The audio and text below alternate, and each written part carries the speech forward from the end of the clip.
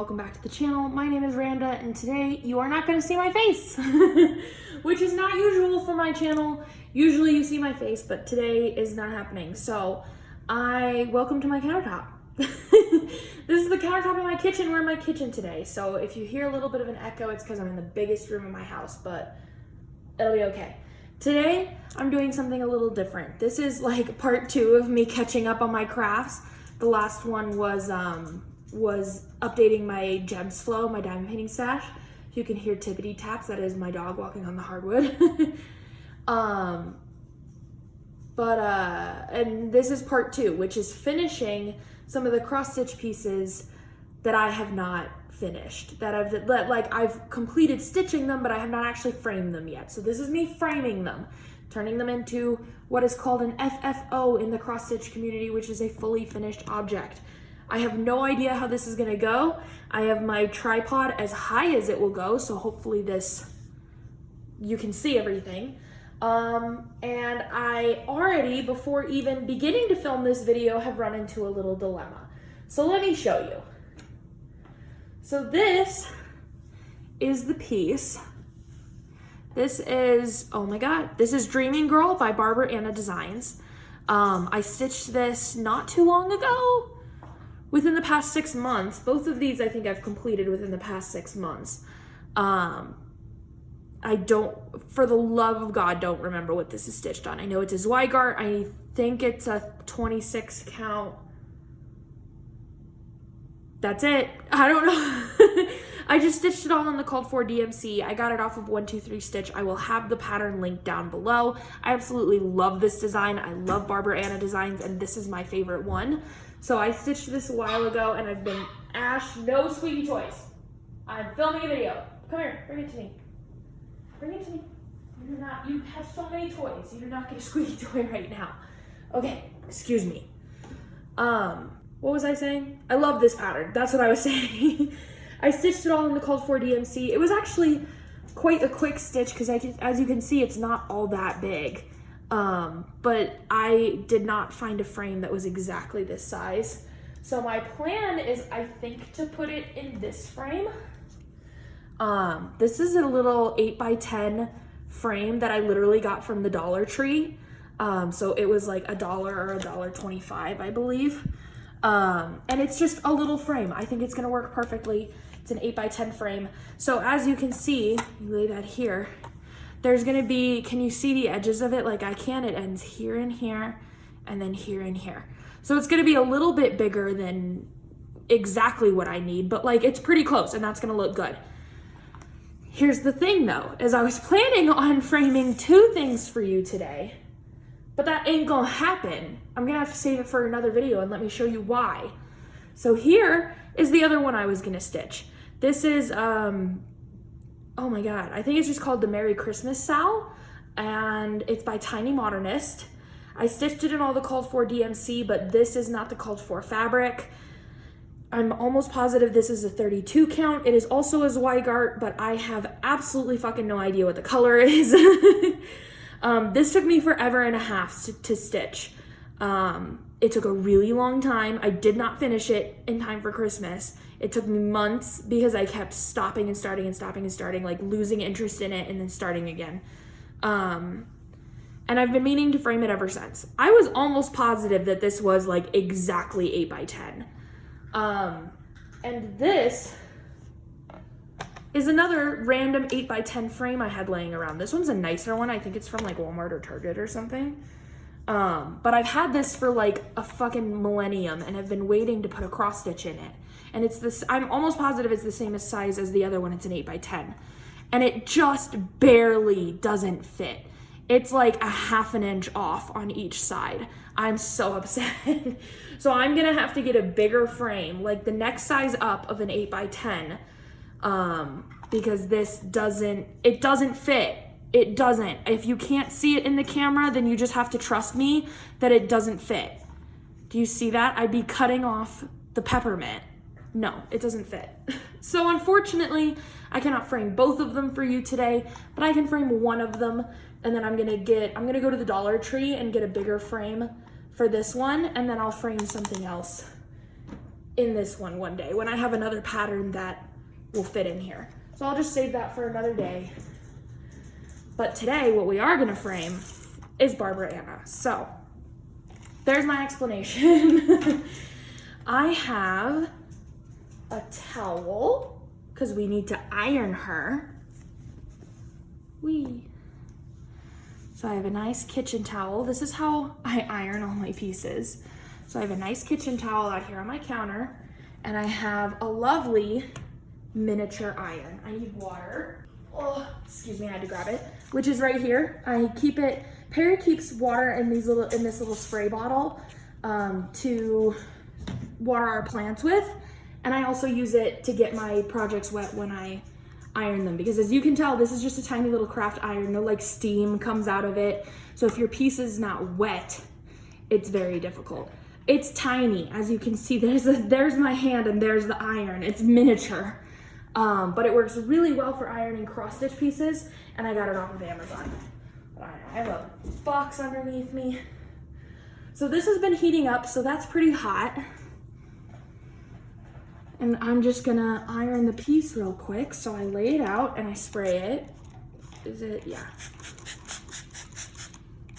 I just spray it down and then I'm gonna iron it. I'm gonna speed this up so that you don't have to watch me iron, but I'm gonna iron this real quick.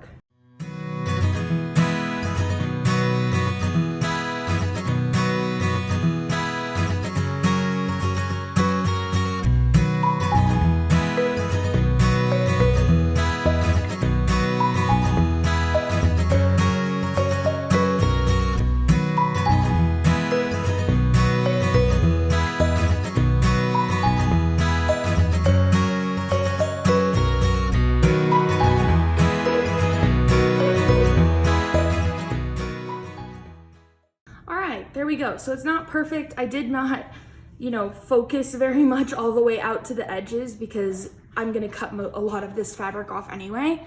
And there's also a few like dirty spots up here, but I'm pretty sure I'm going to cut those off also. So I think it'll be okay.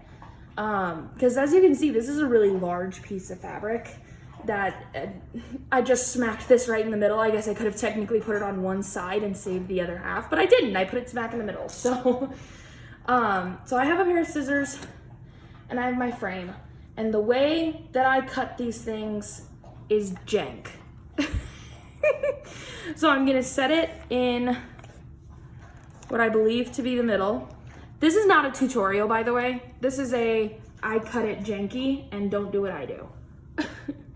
And then I'm gonna, just to see, especially because this one has so much extra fabric. Okay, hello, scissors.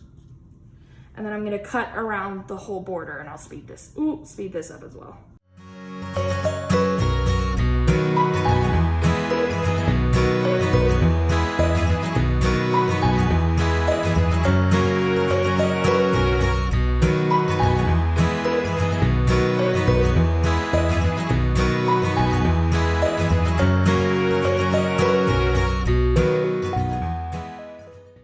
I had to pull out my kitchen scissors because my craft scissors were not doing it. All right, so then I have it in a much smaller form. See, that looks great. So what I'm gonna do is remove this stupid sticker, get out. And then, also remove this stupid packaging in the corner. And then I'm going to bend up all the little pieces, remove the back of the frame. Come on. Eek. My nail popped off. It's okay, it didn't hurt, it didn't break it. I just need to glue it back on. Literally, as I was saying, I'm gonna break a nail, it popped off. So, let's use my non-nail fingernail. That's the joy of having glue on nails, is that your nails just pop off sometimes. All right, so then there's the backing. And we're gonna take this lovely family photo out. Oh, this one needs to go up. And throw that away. And then, just so that I can kind of gauge it, I'm gonna put it just right in the middle here. Yeah, we're pretty close. So I'm gonna flip it over and put it in the center as best I can. And then we're gonna flip it over to sort of check. So like that's about center, right? Yeah, so then try to keep it right there and flip it back over. And then here's where we get janky, because I'm gonna put the back on it, sort of.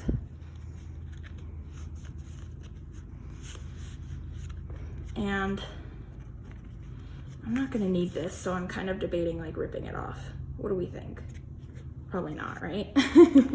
Yeah, and I'm not gonna cut a ton off because it'll just sort of sit on, I'm gonna put this on the wall, so you're not gonna see the back of this. But I am gonna cut a little bit off because this is a lot of fabric. So I'm gonna go back around and cut around the edges again, and again, I'm gonna fast forward so you don't have to watch me do this.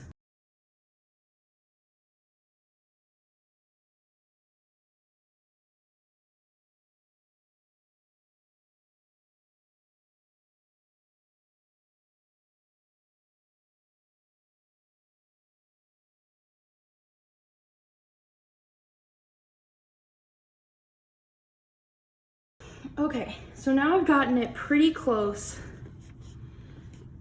to the size.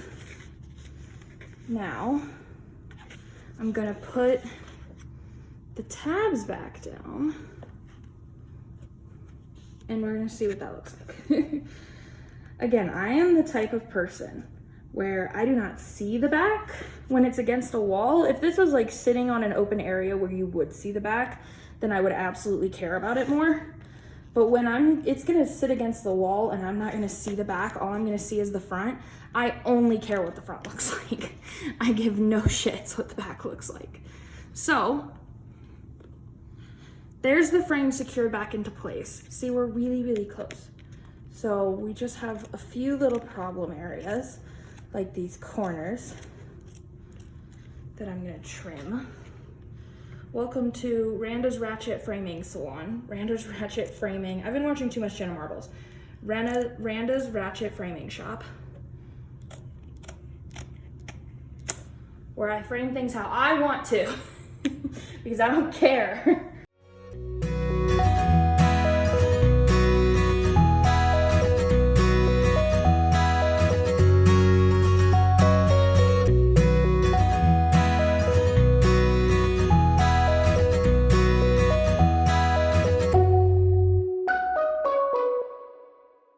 Alright, so now I've made a giant fucking mess. Granted, I don't know what the front looks like yet, so I am gonna flip it over so we can see if it looks good or not. Oh, it looks fantastic! Look at that! I think that looks good! I can't... Like, maybe it's not perfectly center, but like, it's close enough. Fuck. That was pretty good! Do I want to... Yeah, the only thing is that there's not tabs in the corners and it's kind of lifting the corners and that's bugging me.